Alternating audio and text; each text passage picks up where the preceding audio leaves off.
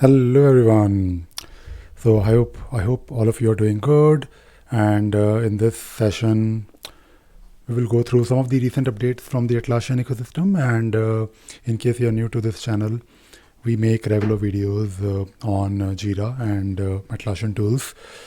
This channel, Sparxsys channel, is basically for our company and the updates that we have for you to consume. But if you go to my personal channel, Ravi Sagar, you can find lots of videos related to Atlassian tools.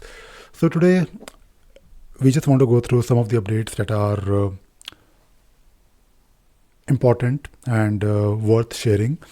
And there is always something happening in the Atlassian ecosystem, and we try to find out those updates that we think could be useful for all of us.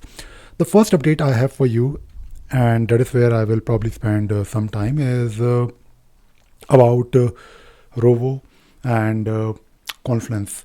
Now, Rovo is really good.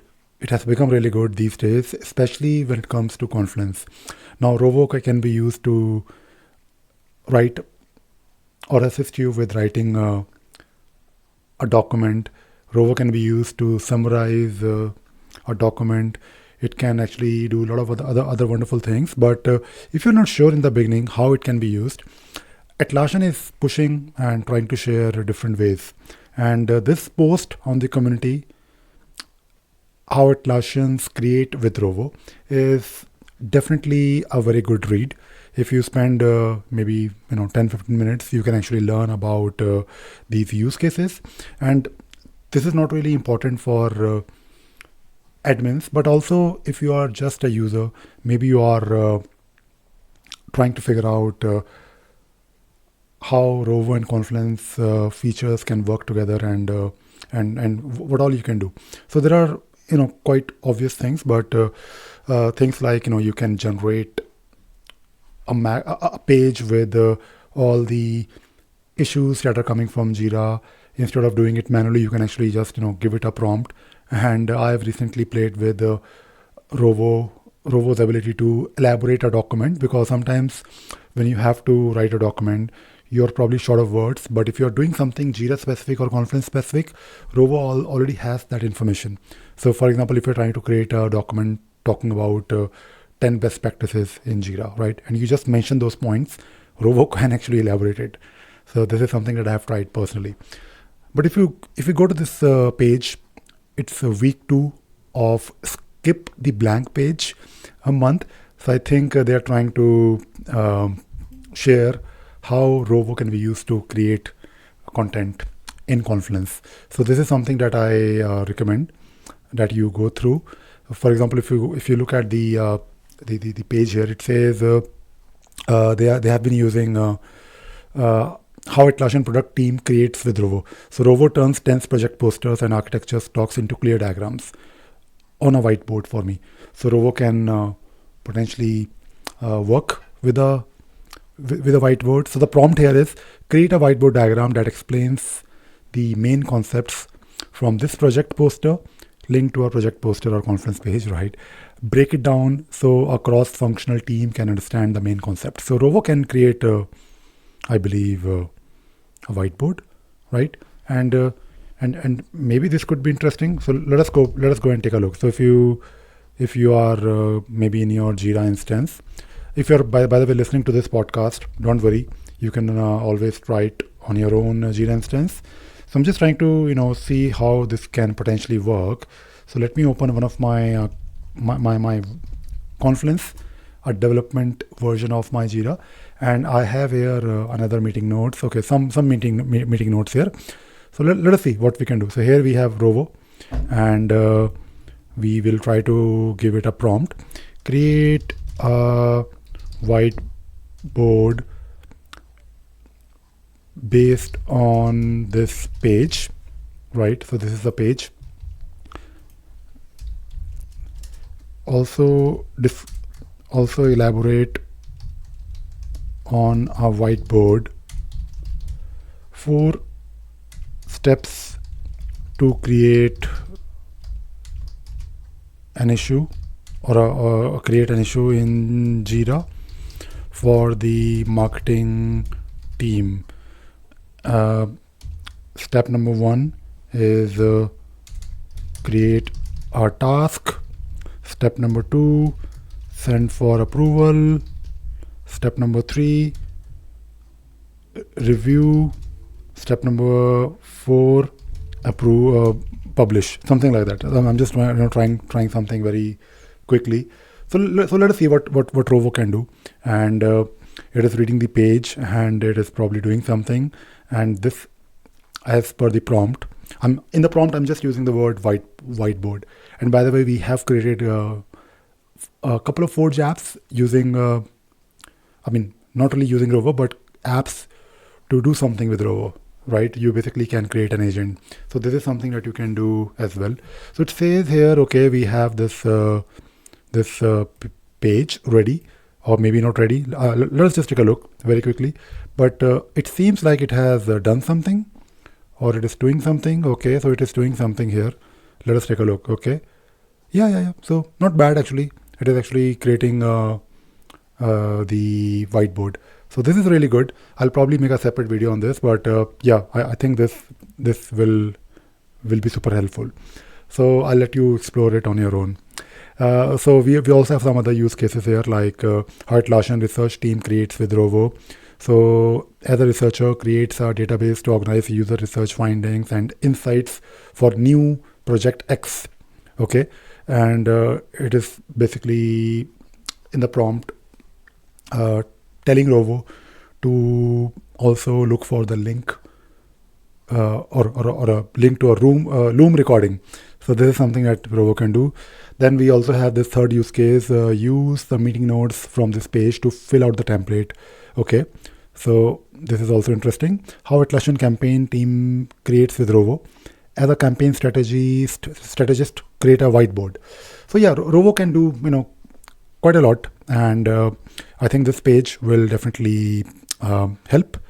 And I believe if you participate in this feedback, you can potentially earn some swag or $100 gift card. So why not? Okay, so give it a try.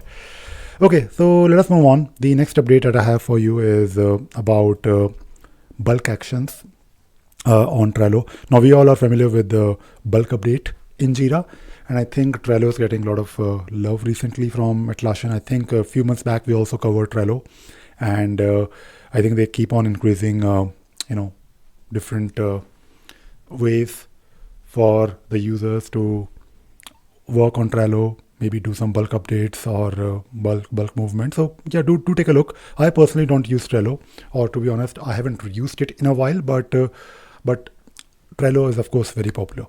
It was actually already popular when Atlassian acquired it.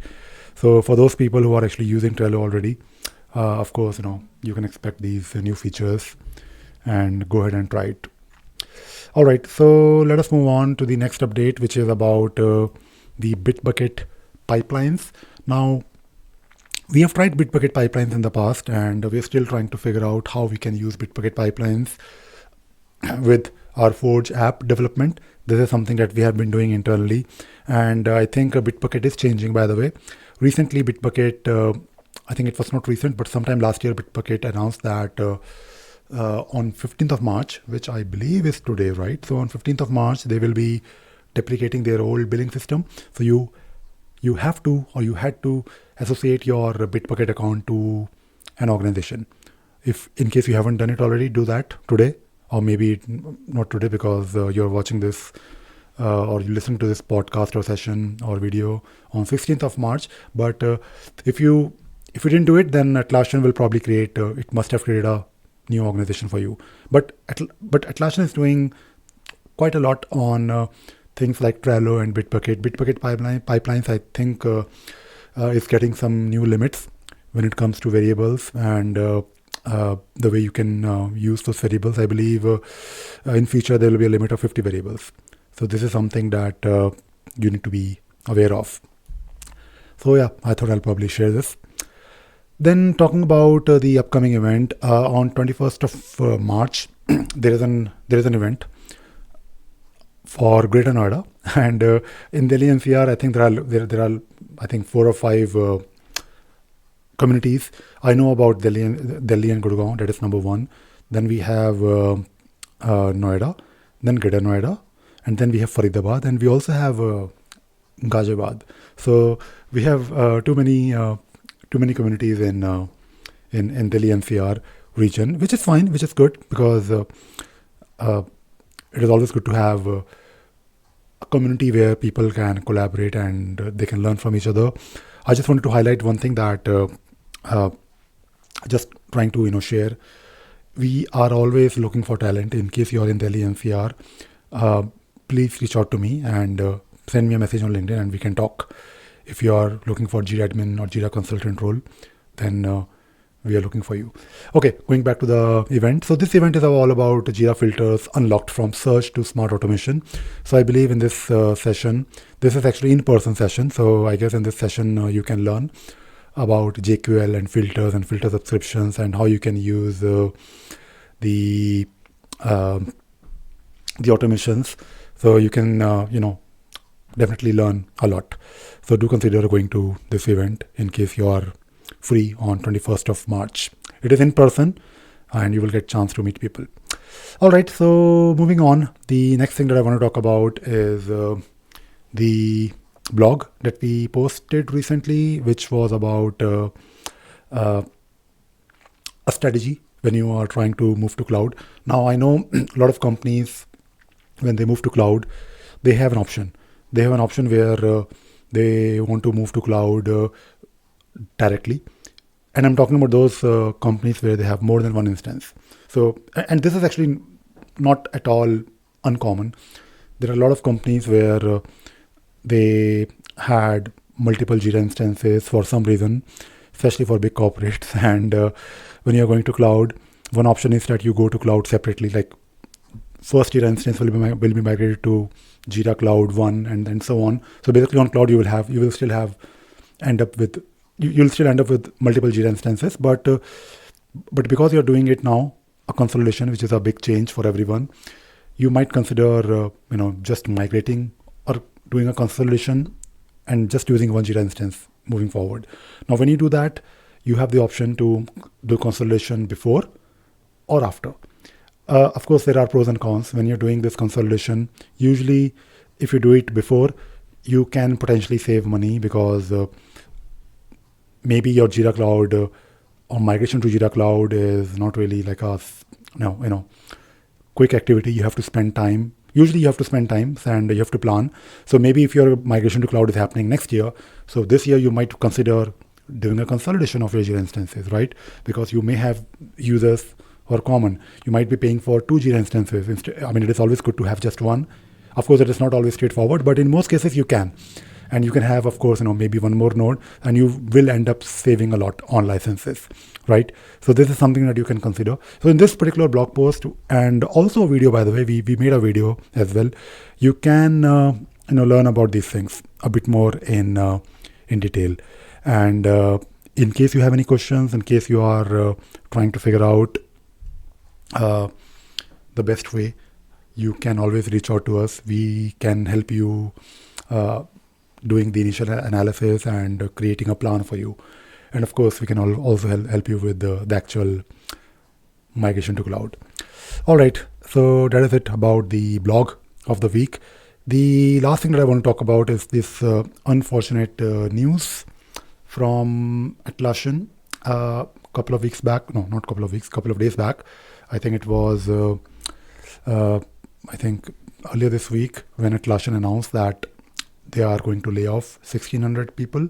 So, which is of course, unfortunate. But in this video, I just talked about my views on this and how you can. The thing is how you can basically be prepared. Because end of the day, you are working for some company, especially when you're working for a big company. You need to always ask yourself, can you be replaced? Can you be replaced by someone else? If not, then you're probably okay. But if you can be replaced, if you're not really in the top 1%, there is always a possibility that someone will come and replace you. And big companies can always fire someone or lay off people because they, for multiple reasons, but of course in this case I think Atlassian was talking about being profitable and AI. But the whole point of making this video was I want to help you get prepared for these things in future, in case, especially if you're working for a company, then you need to make sure that your skills are always up to date. And that is what I try to do on this channel and my other channel, where Ravi Sagar channel, where we share things, stuff related to Atlassian tools, so you can learn. So if you subscribe to our channel, you can expect to stay up to date. And these update videos that I make, or these sessions go out on Monday, 8 o'clock GMT, that is 1:30 before daylight saving, or 12 or 12:30 during summertime. But the whole idea and this video which I posted few days back, was just to help you and guide you and give you some pointers, because I have been through these things a lot in my life and in my career, and especially in the last 20 plus years I have been doing nothing but Atlassian work or things on Jira. So this video can be helpful. And if you're one of those people who are if you are one of those people who got laid off, maybe reach out to me. I might be able to help you. All right. Okay. So yeah, that is it. That is all I wanted to talk about and share. In case you have any questions, please leave a comment or message me on LinkedIn. And by the way, we also have a newsletter. If you go to our website, sparxsys.com/newsletter, you can subscribe and you can get these updates by email. Basically, in these updates we will share the links and relevant material. All right, that is it. That is all I wanted to talk about in this session, in this podcast. I hope you enjoyed listening to and watching this video, and you also found this interesting. All right, thank you very much. Bye bye.